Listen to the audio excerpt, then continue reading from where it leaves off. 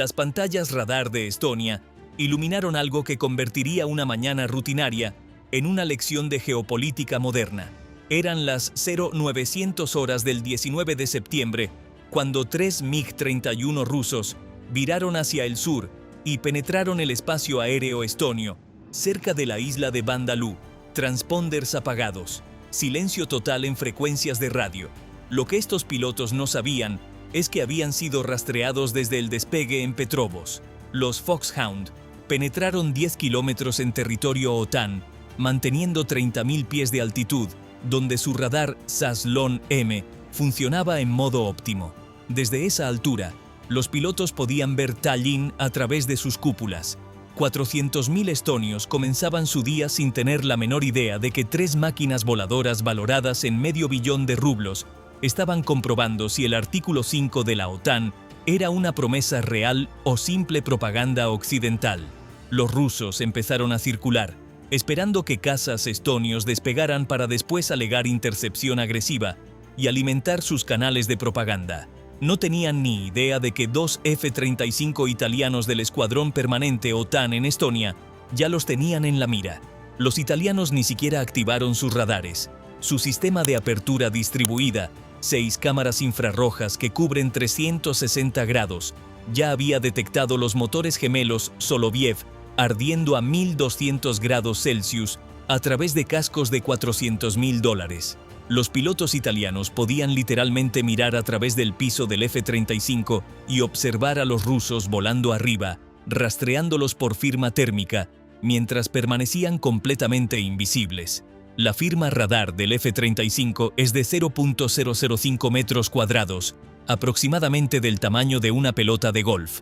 El radar del MiG-31, diseñado para encontrar bombarderos B-52 del tamaño de almacenes, intentaba localizar algo más pequeño que una gaviota que casualmente costaba 80 millones. Si te gusta este nivel de análisis táctico, dale me gusta y suscríbete para más operaciones militares en detalle. Mientras tanto, el Sistema Integrado de Defensa Aérea, OTAN, ya coordinaba la trampa. F-18 finlandeses presionaban desde el este, manteniéndose deliberadamente visibles en radar ruso para empujarlos hacia el oeste. Gripen suecos esperaban en silencio sobre el Báltico, radares apagados, recibiendo actualizaciones de posición a través del enlace de datos Link 16, 128 ranuras temporales por segundo, creando una imagen unificada entre todas las fuerzas OTAN. Los controladores estonios vectorizaban a todos sin pronunciar una sola palabra por radio. Era una mente colectiva digital contra 3 rusos usando comandos de voz cifrados UHF, como si todavía estuvieran en la Guerra Fría. Los F-35 italianos ascendieron a través de 25.000 pies usando lo que llaman intercepción fría, solo sensores pasivos, 0 emisiones. Su sistema de guerra electrónica ANQ-239 Barracuda rastreaba a los MiG mediante sus propias emisiones radar. Cada vez que el Saslon-M hacía un barrido, revelaba a los F-35 exactamente dónde estaban los rusos, en qué modo operaban e incluso hacia dónde miraban. Los pilotos MiG seguían revisando su posición 6 en punto. Ese vistazo instintivo sobre el hombro que los pilotos de caza han tenido desde la Primera Guerra Mundial. A las 0912, el piloto italiano líder finalmente estableció contacto de radio en frecuencia GUARD, el canal internacional de emergencia. Aeronave rusa. Se encuentran en espacio aéreo OTAN. Giren al este inmediatamente. El piloto MiG respondió con evasivas diciendo que estaban en un vuelo programado, probando que escuchó y entendió, pero siguió volando. En la cultura militar rusa, seguir instrucciones OTAN significaría admitir la violación, así que continuaron circulando, pretendiendo que dominaban el espacio aéreo estonio, mientras sus receptores de amenaza SPO-15 comenzaban a sonar más que la cocina de un McDonald's. Esos receptores podían detectar que algo estaba ahí afuera, pero no qué ni dónde. Ruido electrónico aleatorio que parecía venir de todas partes y de ninguna al mismo tiempo. Los pilotos italianos se posicionaron en los puntos ciegos del MiG, directamente arriba, donde su radar mecánico no podía ver sin que los rusos rolaran toda la aeronave. 2 F-35 rastreando 3 MiG que ni siquiera sabían que estaban siendo cazados. La brecha tecnológica no se medía en años, sino en décadas. Hora de mostrarle a estas reliquias soviéticas qué pasa cuando desafías a la OTAN con equipamiento que era avanzado cuando las cintas VHS eran tecnología de punta. El piloto MiG líder intentó el truco más antiguo del manual de cazas, un descenso súbito a baja altitud, intentando esconderse en el desorden superficial donde los retornos de radar rebotan en las olas y confunden las computadoras de puntería. El piloto italiano del F-35 ni siquiera cambió de altitud. Su radar AN/APG-81 usa procesamiento Doppler que puede separar un caza a 500 nudos de gaviotas a 20 nudos solo por velocidad. El MiG estaba quemando combustible en un descenso inútil, mientras la computadora del F-35 ajustaba la solución de tiro en tiempo real, siguiéndolo como un depredador paciente. Comparte este video si conoces a alguien fanático de aviación militar. Esto apenas comienza. Al darse cuenta de que el descenso no funcionaba, el ruso tiró con fuerza hacia arriba. Motores gemelos en postcombustión completa, ascendiendo hacia 40.000 pies, donde el MiG-31 fue diseñado para sobresalir. A esa altitud, el aire más delgado significa menos resistencia, y el Foxhound teóricamente podría alcanzar Mach 2.83, lo suficientemente rápido para superar a cualquier caza OTAN, excepto que la velocidad no ayuda cuando tu cazador es invisible y tus motores están gritando tu posición a cada sensor infrarrojo en 200 kilómetros. El sistema de apertura distribuida del F-35 observaba a los MiG ascender, sus motores brillando aún más contra la fría estratosfera, como un letrero de neón gigante diciendo «Estamos aquí». Dentro de las cabinas MiG, la confusión se convertía en preocupación. Sus receptores de amenaza estaban teniendo convulsiones, pitidos aleatorios y advertencias sin sentido. Los F-35 italianos usaban su suite de guerra electrónica ALQ-239 Barracuda para inyectar objetivos falsos en el radar ruso. Un momento mostrando 12 contactos, luego 4, luego ninguno, luego 20. El Barracuda logra esto grabando el pulso radar entrante y transmitiéndolo de vuelta con ligeros retrasos y cambios de frecuencia que hacen parecer múltiples aeronaves a diferentes rangos y velocidades, esencialmente creando copias fantasma de sí mismo que lucen completamente reales al radar. Fue entonces cuando los Gripen suecos se anunciaron. Habían estado al acecho a 80 kilómetros, radares fríos, recibiendo datos de puntería alimentados desde los F-35 a través de Link 16, cuando de repente encendieron sus radares Doppler de pulso a máxima potencia. Los receptores de amenaza del MiG pasaron de pitidos confusos a pánico total. 2 nuevos contactos en azimut 180, cerrando rápido. Los rusos pensaban que estaban lidiando con 2 italianos invisibles. Ahora los suecos los encerraban desde el sur, finlandeses todavía presionando desde el este, y esos F-35 italianos estaban en algún lugar pero en ninguno. La situación táctica se había convertido en lo que la OTAN llama trampa de miel. Amenazas visibles obligándote hacia las invisibles. Los Gripen se activaron ruidosamente específicamente para empujar a los MiG hacia el norte donde los F-35 esperaban. Suecia se había unido a la OTAN básicamente hace 5 minutos, y aquí estaban ejecutando coordinación compleja como si lo hubieran hecho por décadas.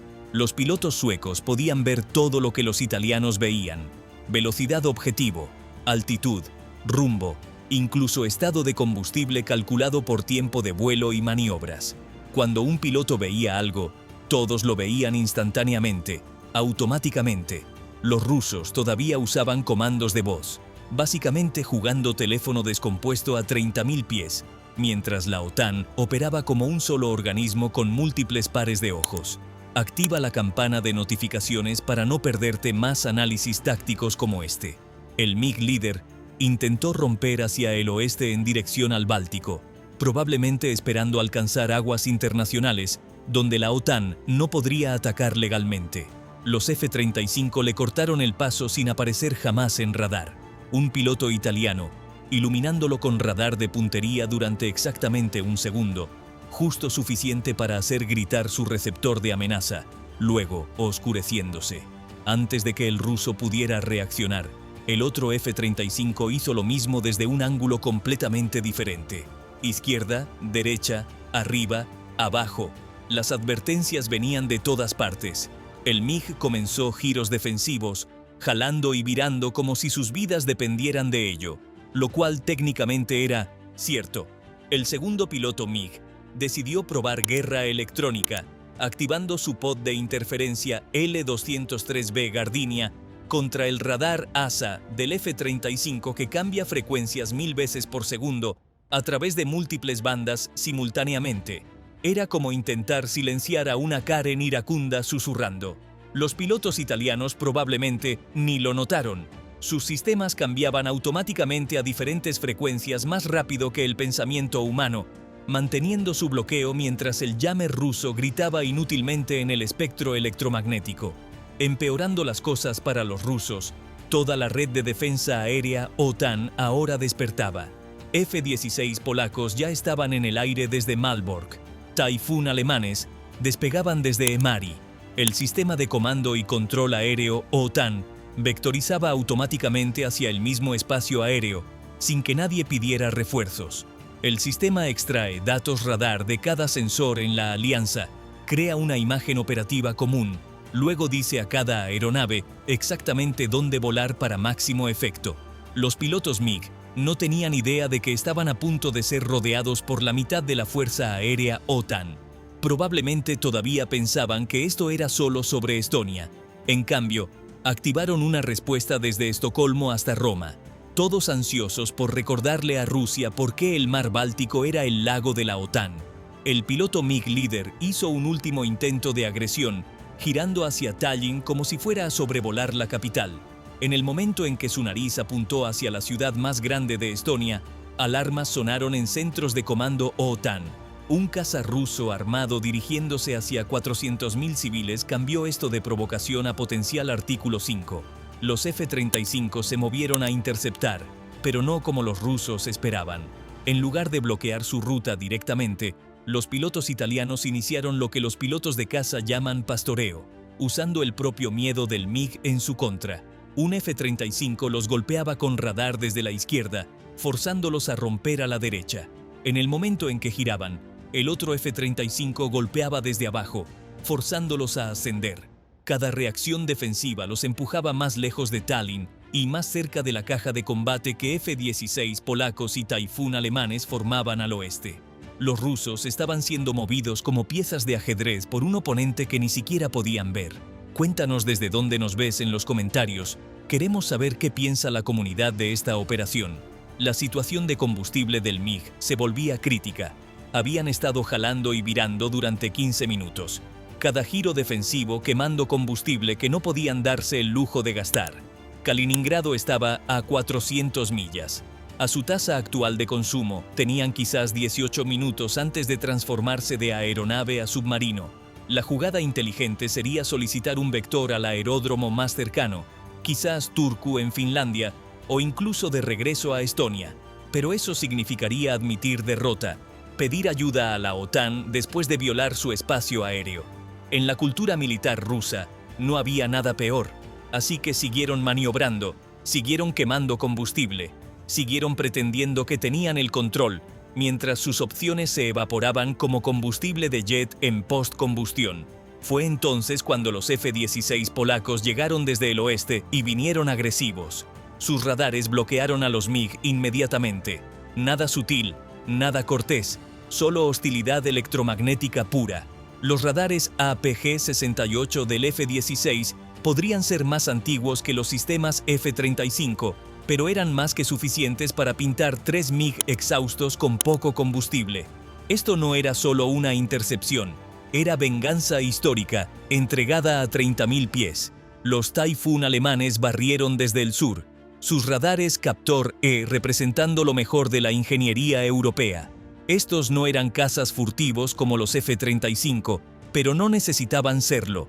El Taifún fue construido para una cosa: superioridad aérea a través de rendimiento abrumador, motores gemelos, Eurojet, produciendo 40.000 libras de empuje, capacidad de supercrucero sin postcombustión y un radar que podía rastrear una pelota de tenis a 100 kilómetros. Los alemanes tomaron posición arriba de los MiG, la máxima ventaja táctica en combate aéreo. Si esto se volvía cinético, los rusos estarían atrapados entre polacos buscando venganza y alemanes con armamento de precisión. No un buen lugar para estar. Los MiG ahora estaban rodeados por 10 cazas OTAN de 5 naciones, F-35 italianos que no podían ver, Gripen suecos desde el sur, F-16 polacos desde el oeste, Typhoon alemanes desde arriba y F-18 finlandeses todavía presionando desde el este.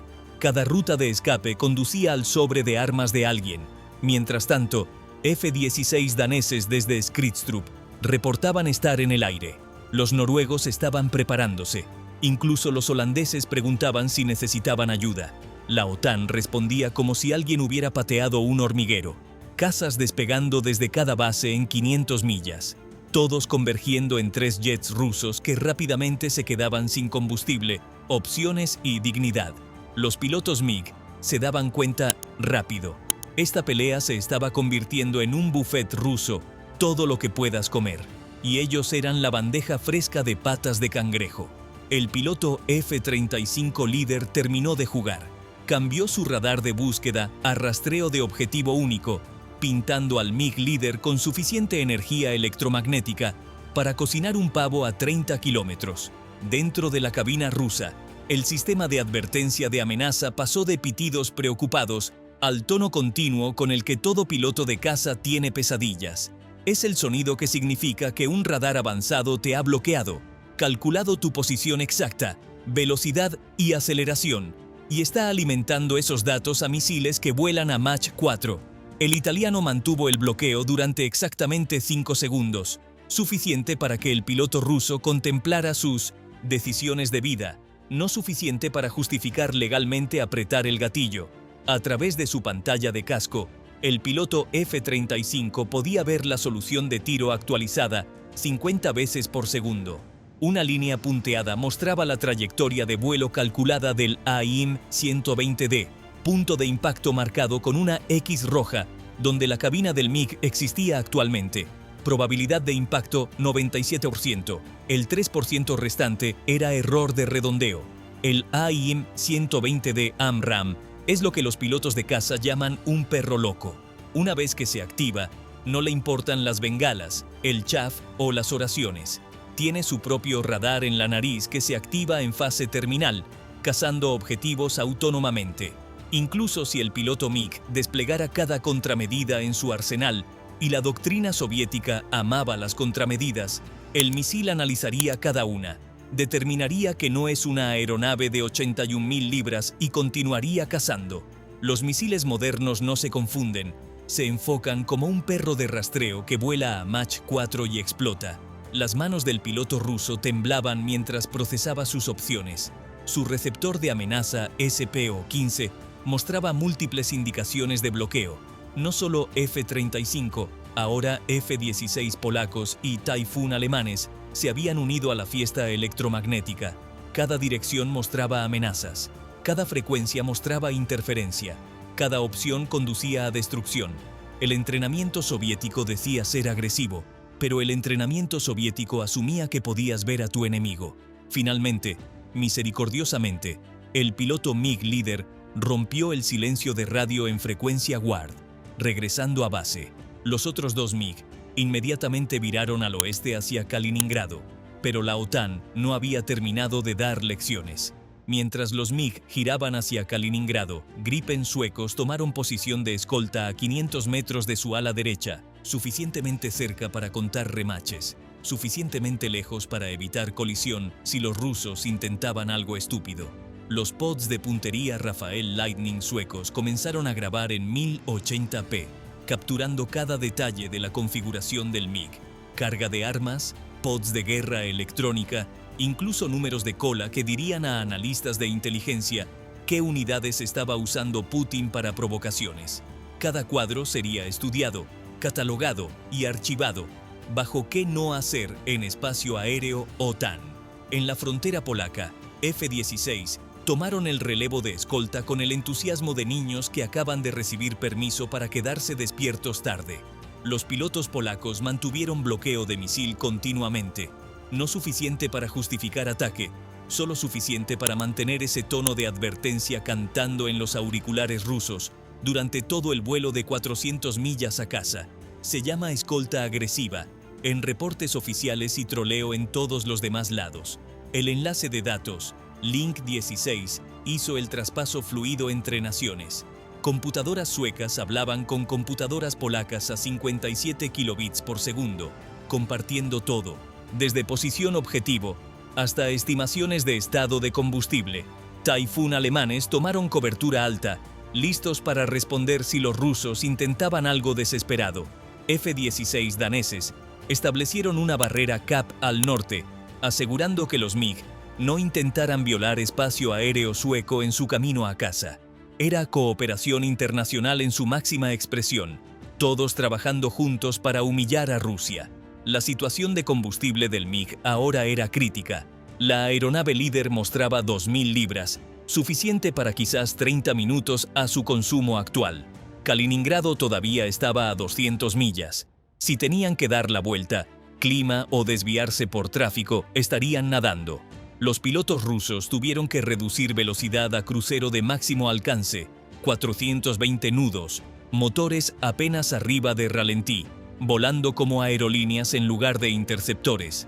Los F-16 polacos tenían que seguir golpeando sus frenos de velocidad para mantenerse en formación. Al acercarse a Kaliningrado, Su-27 rusos despegaron para encontrarlos, probablemente esperando escoltar héroes heridos de misión gloriosa. En cambio, encontraron 3 MiG-31, siendo pastoreados por la mitad de la OTAN como delincuentes, siendo caminados a la oficina del director. Los pilotos Su-27 probablemente tenían preguntas. ¿Por qué estaban F-16 polacos tan cerca? ¿Por qué los MiG volaban tan lento? ¿Por qué los pilotos lucían como si hubieran visto fantasmas? Las respuestas vendrían después en debriefings que nadie quería dar. Los pilotos F-35 italianos observaron a los MiG desaparecer en espacio aéreo de Kaliningrado. Luego giraron al oeste hacia casa. Habían estado en el aire durante 2 horas. Tenían mucho combustible restante y ni siquiera habían encendido sus radares hasta el final. La superioridad tecnológica era tan completa que era casi injusta. Este encuentro demuestra que el Báltico sigue siendo territorio OTAN y Rusia acaba de probar que ni siquiera pueden visitarlo sin permiso, supervisión y escolta a casa. Dale me gusta si aprendiste algo nuevo hoy y comparte con alguien que necesite ver cómo funciona realmente la superioridad aérea moderna. Nos vemos en el próximo análisis.